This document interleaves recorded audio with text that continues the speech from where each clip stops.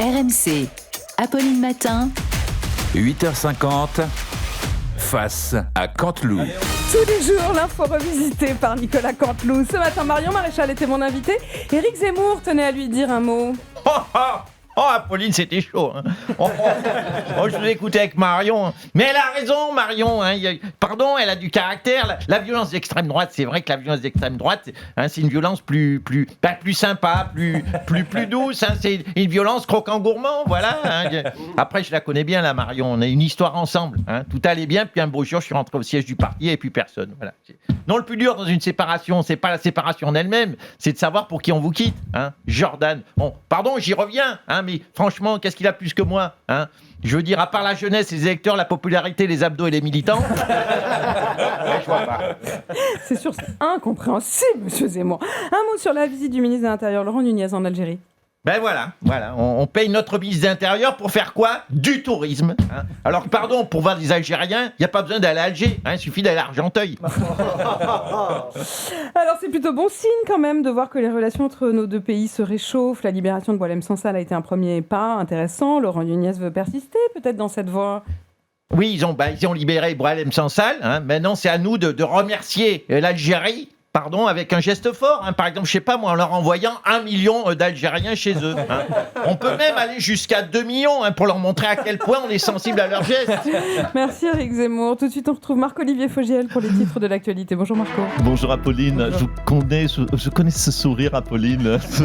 Quel beau sourire, que de souvenirs. Ben oui, j'étais patron de BFM, donc c'est moi qui, dès le départ, ai cru en Apolline.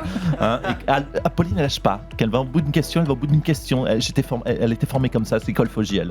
Hein. Ben, comme le grand-père de Marion qui croyait beaucoup en elle. D'ailleurs, Apolline est en train d'écrire un livre qui s'appelle « Si tu te sens Fogiel ». En fait, c'est mon nom de famille. Exactement. Allez, c'est parti pour les titres. Affaire Epstein, les éditions Gallimard suspendent la publication d'un livre de Jack Lang intitulé « Ma vie avec Mitterrand ». L'éditeur lui suggère un titre plus vendeur, Ma vie avec Epstein. Et puis, Jeux Olympiques, la France a égalé son nombre record de médailles grâce au biathlète Philippe de Villiers. Souhaitait réagir. Écoutez, c'est drôle parce que quand je vois votre tête, vous faites la même bouche que moi. C'est vrai. Je suis content de retrouver votre sourire, Apolline. Je vous ai vu un petit peu tendu tout à l'heure. Écoutez, en tout cas, moi, mon état d'esprit, c'est la consternation. On est foutus. Même dans le mouvement olympique, les wokistes LGBT ont pris le pouvoir. Ah bon pour représenter la France, on envoie qui? Des athlètes bi? Hein, vous venez de le dire. Non, c'est quoi la suite? Sur le podium, on va demander à remplacer la Marseillaise par du Dalida ou du Mylène Farmer. C'est ça la suite? Non mais biathlète, ça veut pas dire bisexuel, c'est un pratiquant du biathlon. Oui, bien sûr. C'est ça. Des hommes en collant fluo qui se courent après avec des bâtons, sortant toutes les 5 minutes le fusil de leur étui.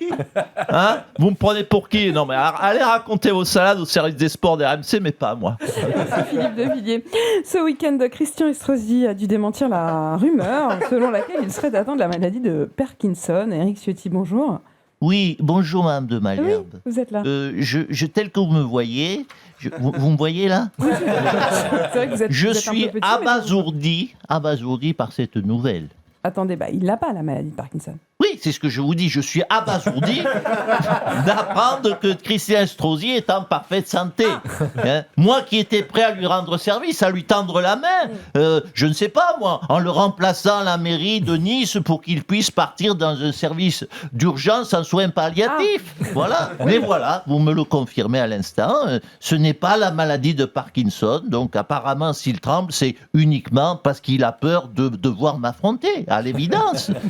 À moins que ce soit, je pose une hypothèse, à moins que ce soit dû à la sensation de manque après la cure de désintoxication qu'il a entamée pour se sortir de la cocaïne. Non mais arrêtez de raconter des rumeurs de ce type là.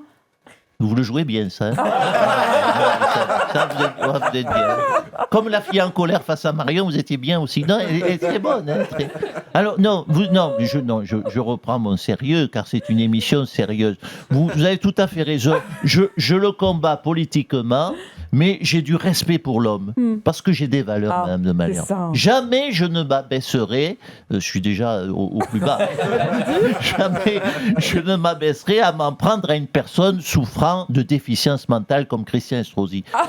Non, mais c'est vrai, parce qu'on croit que c'est juste un motard nul, incompétent et malhonnête.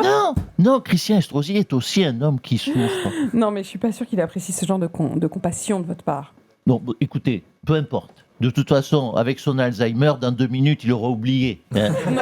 Non, mais c'est En pas tout possible. cas, voilà, je souhaite, pour conclure, parce que le sujet est bien long, et je souhaite bon courage à Christian Estrosi pour son opération de la prostate, Oh non. sa greffe de rein et sa transplantation cardiaque, et qu'il se rassure, jamais je ne mettrai en avant son état de santé fragile pour me faire élire maire de Nice. Non. Son bilan calamiteux me suffit. Ah oui, vous n'êtes pas comme ça. Merci Eric Ciotti. Pour finir, Alain Marchal nous rejoint pour nous présenter le sommaire des grandes gueules. Quel est le programme, Alain ? Bonjour Apolline, aujourd'hui dans les grandes gueules, nous poserons la question après les événements de Lyon, faut-il dissoudre les mouvements politiques les plus violents ? Nous en parlerons avec Jean-Pierre qui connaît bien ces groupes de l'intérieur puisqu'il a été militant au sein de l'association Les Jeunes avec Balladur.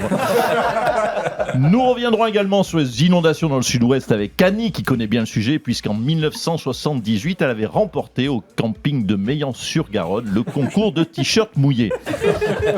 Et puis, pour parler de la disparition de Robert Duval, ce grand acteur américain, nous serons en duplex depuis les États-Unis à 10h20. Ne loupez pas ce moment, puisque nous serons en ligne avec Christian Colombier, qui vit là-bas et qui a eu la chance de tourner avec le grand Robert Duval. Ah oui ? Et pas sur n'importe quel film, sur Apocalypse Now, où il était figurant. Ah oui. Souvenez-vous de cette scène où on le voit très nettement de dos, regardez l'hélicoptère de Robert Duval s'envoler.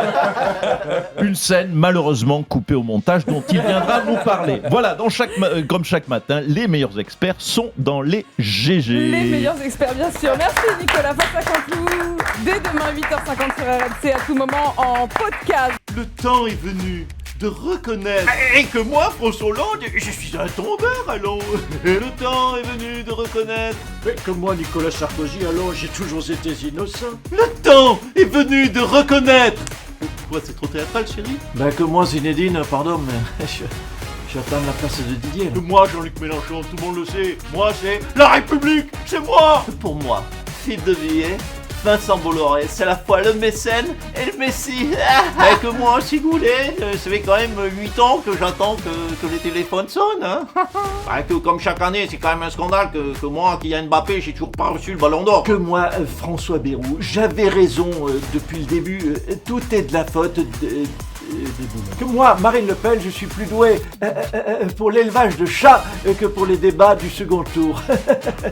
Que pour moi, Didier Deschamps, c'est bientôt fini, mais pour lui, ça y est, ça a déjà commencé. Le temps est venu de se retrouver du lundi au vendredi à 8h50 sur RMC.